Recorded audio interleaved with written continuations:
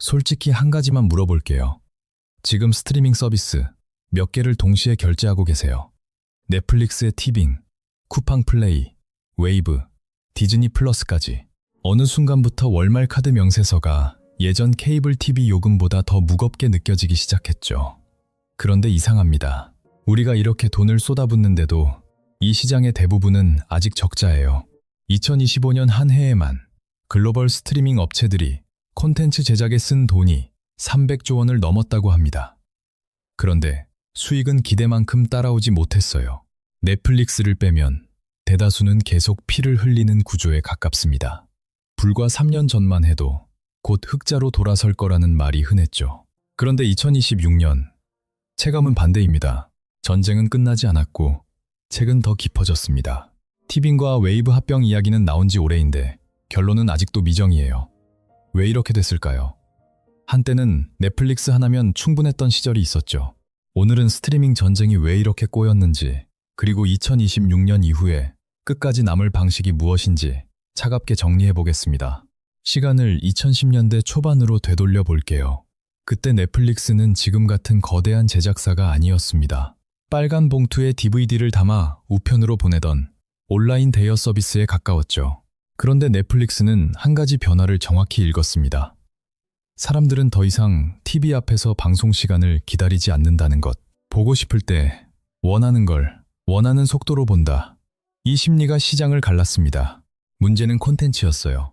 넷플릭스는 영화사도 방송국도 아니었고 처음부터 대규모 제작을 할 수도 없었습니다. 그래서 선택한 방식이 라이선스였죠. 할리우드 스튜디오에게 말합니다. 당신들 콘텐츠를 우리 플랫폼에서 틀게 해달라. 대신 돈을 주겠다.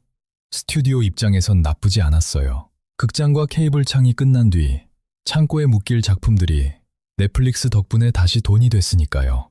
디즈니, 워너브라더스, 유니버설, 소니까지 각자 가진 것들을 기꺼이 넘겼습니다. 그 결과 넷플릭스는 제작비를 크게 쓰지 않고도 방대한 라이브러리를 손에 넣었죠.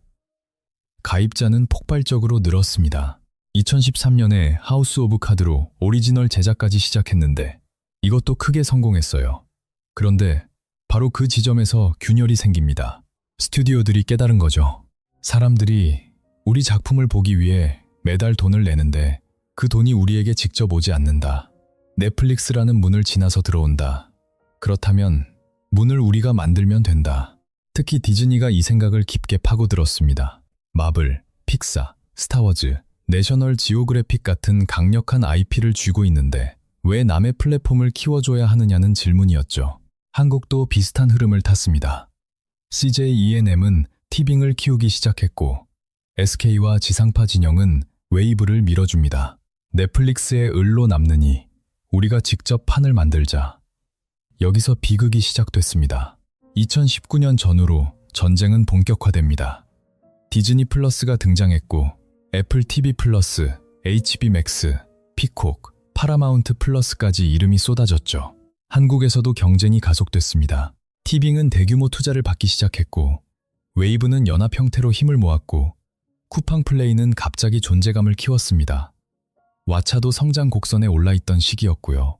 그런데 이때 거의 모든 회사가 같은 전략을 들고 나왔어요. 가입자부터 모으자. 콘텐츠를 크게 늘려. 점유율을 먼저 잡자. 수익은 나중 문제다. 전형적인 성장 중심의 논리였고 당시의 투자자들도 그 논리에 올라탔습니다. 가입자 수만 늘면 주가는 오르고 적자는 잠깐의 비용처럼 취급됐죠. 그 결과 제작비가 미친 듯이 뛰기 시작합니다. 배우 출연료가 두세 배로 오르고 작가 단가도 폭등합니다. 스태프 인건비도 같이 올라가요. 한국 드라마 한 편에 200억, 300억이 들어가는 시대가 열렸죠. 예전엔 50억이면 대작이라고 부르던 시장이었습니다. 그리고 오징어 게임이 전 세계적으로 터지면서 한방이 가져오는 환상이 증명돼 버렸어요. 글로벌 히트작 하나면 가입자가 세계 단위로 움직인다.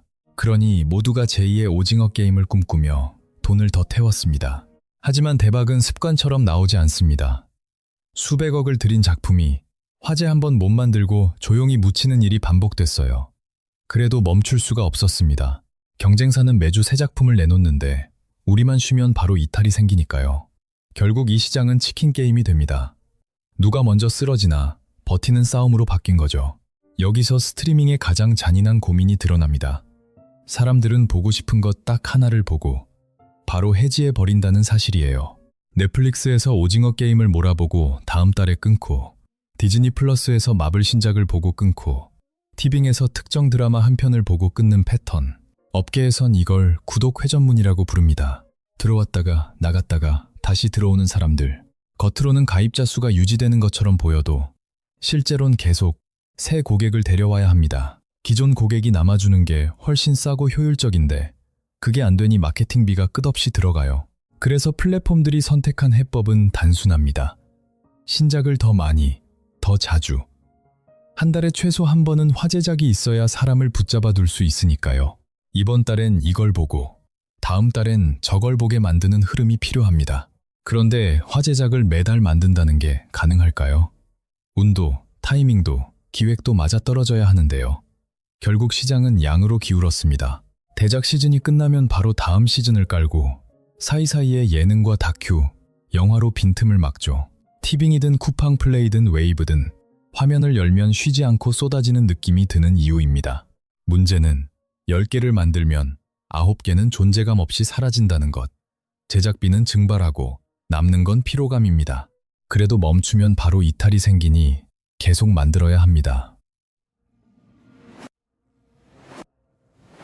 바닥 빠진 독에 물을 붓는 구조예요. 이 모델에서 큰 마진이 나오기 어렵다는 사실이 점점 명확해졌습니다. 콘텐츠에 들어가는 비용은 커졌는데 구독료는 소비자 저항 때문에 마음대로 올리기 어렵거든요. 케이블보다 더 나은 사업이 될 거라는 기대가 어느 순간부터 흔들리기 시작한 겁니다. 코로나가 터졌을 때는 정반대였습니다. 2020년과 2021년, 사람들은 집에 묶였고 스트리밍은 예상치 못한 전성기를 맞죠. 영화관도 어렵고 여행도 막히고 집에서 하루 종일 정주행하는 생활이 자연스러워졌습니다.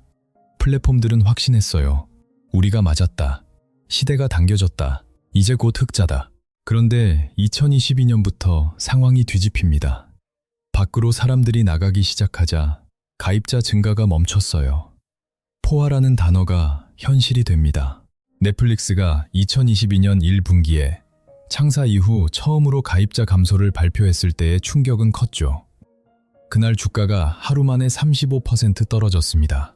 그제서야 투자자들이 질문을 바꿉니다. 성장이 아니라 진짜 돈을 버느냐? 실적을 열어보니 냉혹했어요.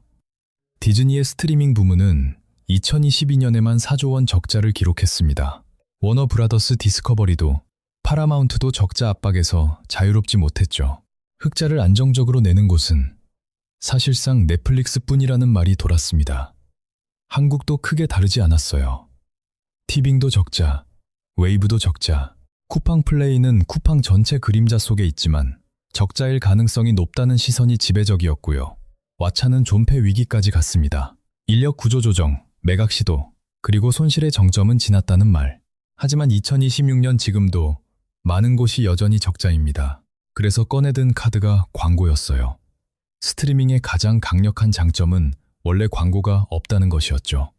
TV는 15분마다 끊기지만 넷플릭스는 끊김없이 몰아본다.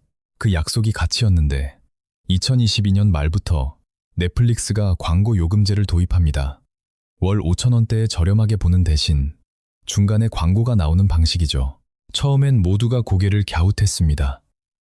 스스로 존재 이유를 부정하는 것 아니냐고요. 그런데 결과는 달랐습니다. 가격에 민감한 사람이 생각보다 많았어요.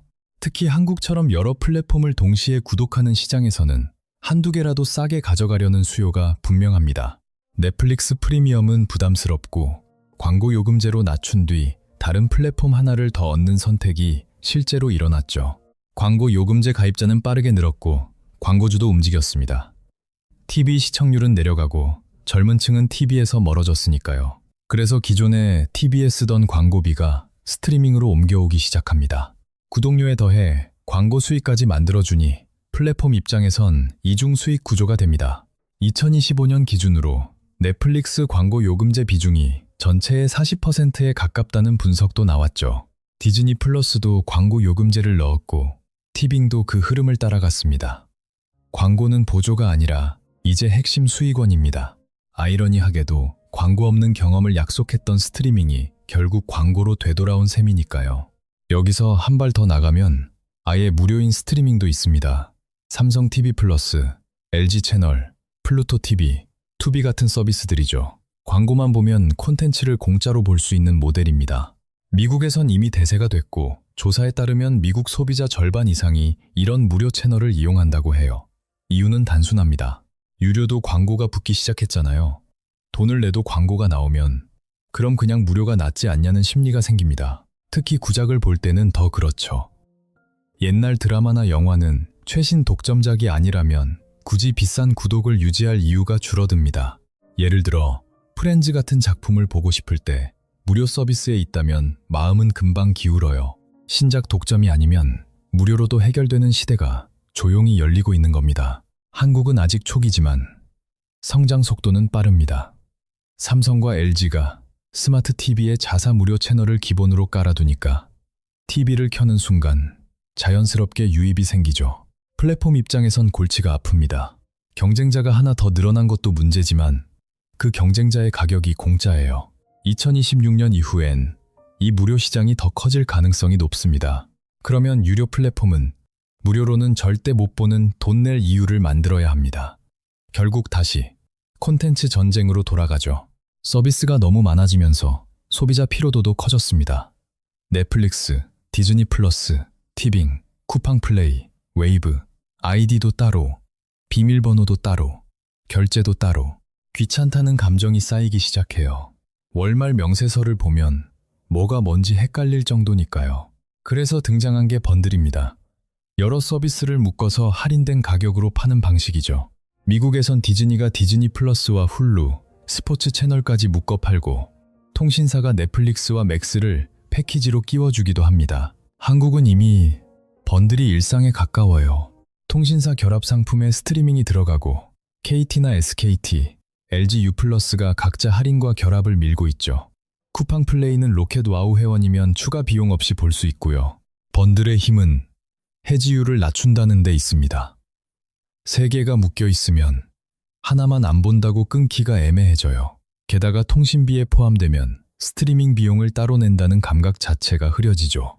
플랫폼은 가입자를 붙잡고 통신사나 유통사는 고객을 자기 생태계에 묶어둡니다. 서로 윈윈인 구조예요. 그리고 번들이 커지면 다음 단계는 자연스럽게 합병으로 이어질 수 있습니다. 티빙과 웨이브 합병설이 계속 나오는 것도 따로 싸우다 같이 쓰러지느니 합쳐서 버티자는 계산과 닿아 있죠. 요즘 어디서든 AI 이야기가 빠지지 않는데 스트리밍도 예외는 아닙니다. 가장 먼저는 추천 알고리즘이에요. 뭘 볼지 모를 때 정확히 내 취향을 찌르는 작품을 올려주면 탐색 시간이 줄고 만족도가 오르죠. 그 다음은 기획입니다. 어떤 장르가 뜰지, 어떤 조합이 반응을 얻을지, 언제 공개해야 효과적인지 간만으로 가는 게 아니라 데이터로 의사결정을 하겠다는 흐름입니다. 자막과 더빙도 바뀌고 있어요. AI가 초벌 번역을 하고 사람이 다듬는 방식으로 시간과 비용이 줄어듭니다. 수십, 수백 개 언어를 동시에 대응하는 가능성도 커지고요. 하지만 AI가 이 시장의 근본 문제를 단번에 해결해 줄까요? 아직은 모릅니다. 추천이 좋아진다고 해서 사람들이 자동으로 구독을 유지하진 않거든요. 결국은 볼만한 것이 있어야 남습니다. AI가 히트작을 대신 써주는 건 아니니까요. 다만 장기적으로 제작비 절감과 운영 효율에는 분명히 도움이 될 겁니다. 다만 지금 당장 수익성을 뒤집는 마법 지팡이로 보는 건 위험해요. AI는 도구일 뿐입니다. 다만 지금 당장 거는 쿵고와서도 도구이, 그리고 이 전쟁의 판도를 바꿀 가장 강력한 무기가 하나 더 있습니다. 스포츠 중계권이죠. 드라마나 영화는 늦게 봐도 됩니다. 스포일러만 피하면 일주일 뒤에 봐도 큰 문제는 없어요. 하지만 축구와 야구 같은 스포츠는 다릅니다. 실시간이 아니면 의미가 반쯤 사라져요. 결과를 알고 보는 경기는 긴장이 빠지니까요. 그래서 중계권을 쥔 플랫폼엔 그 시간에 가입자가 몰립니다. 대체제가 없기 때문입니다. 쿠팡 플레이가 무섭게 느껴지는 이유도 여기에 있어요. 프리미어리그의 특정 팀 경기를 독점 중계하는 순간 그 팬들에게는 사실상 선택지가 사라집니다. 또 2025년 메이저리그 개막전 서울 시리즈도 쿠팡 플레이가 독점 중계했죠. 그날 동시 접속자가 역대급이었다는 말이 나올 정도로 스포츠는 가입자를 한꺼번에 끌어당깁니다. 미국에선 더 치열합니다. 애플 TV 플러스가 메이저리그 중계권 일부를 사들이고 아마존 프라임 비디오는 NFL 목요일 밤 경기를 독점으로 틀죠. 넷플릭스조차 스포츠에 손대기 시작했고 2024년 크리스마스에 NFL 경기를 중계했습니다. 스포츠는 신규 가입자 확보에 가장 강력한 무기입니다. 다만 대가는 무섭습니다. 중계권료가 수천억, 많게는 수조 원 단위로 움직이거든요. 잘못 잡으면 가입자는 늘어도 손익은 더 악화될 수 있습니다. 그래도 한 가지는 분명해요. 앞으로 스트리밍 전쟁의 핵심 전장은 스포츠가 될 가능성이 큽니다. 여기서 또 하나, 의외의 생존 카드가 있습니다. 신작만이 답이 아니라는 사실이죠. 미국에서 가장 많이 재생되는 드라마로 자주 언급되는 작품들은 프렌즈, 오피스, 그레이 아나토미처럼 종영한 지 오래된 것들이에요. 신작이 아니라 구작이 차트를 잡는다는 건 소비자의 습관이 바뀌고 있다는 뜻입니다. 한국도 비슷합니다. 응답하라 시리즈, 시그널, 비밀의 숲, 도깨비 같은 작품은 시간이 지나도 계속 돌아옵니다. 새로 나온 작품보다 이미 재미가 증명된 명작을 다시 정주행하는 사람이 의외로 많죠. 이 현상은 설명이 간단해요. 첫째, 실패 확률이 낮습니다. 신작은 보기 전까진 모르지만 명작은 이미 재미가 검증됐죠. 한두 시간을 투자했다가 실망하는 게 싫으니 안전한 선택으로 갑니다. 둘째, 제작비가 추가로 거의 들지 않습니다. 이미 만들어진 작품이니까 라이선스 비용만 감당하면 되죠. 플랫폼 입장에선 가성비가 뛰어난 자산입니다. 셋째, 오래 사랑받는 IP는 확장도 가능합니다. 재결합 특집이나 스핀오프 같은 방식으로요. 넷플릭스가 오징어 게임 시즌2를 만들고 기묘한 이야기를 이어가는 것도 같은 논리입니다. 완전히 새로 만드는 것보다 이미 검증된 IP를 활용하는 편이 리스크가 훨씬 작아요. 이제 정리해 보겠습니다. 2026년의 스트리밍 시장은 성장이 아니라 생존의 게임이 됐습니다. 광고 요금제를 넣고 요금을 조정하고 비밀번호 공유를 단속하고 각자 필사적으로 수익 구조를 만들고 있어요. 넷플릭스는 비교적 안정권에 들어섰지만 그 밖의 플레이어들은 여전히 불확실합니다. 한국 시장도 마찬가지예요. 티빙과 웨이브는 합쳐질 가능성이 계속 거론되고 결국 남는 플랫폼의 수는 지금보다 줄어들 겁니다. 결국 살아남는 곳은 두 가지를 동시에 잡는 곳입니다. 콘텐츠의 질, 그리고 수익의 구조. 하나만 잡으면 오래 못 갑니다. 당신이 지금 결제 중인 그 여러 개의 구독 중에서 내년에도 그대로 남아있을 이름은 과연 몇 개일까요? 그리고 그때 우리는 무엇에 돈을 내고 있다고 느끼게 될까요?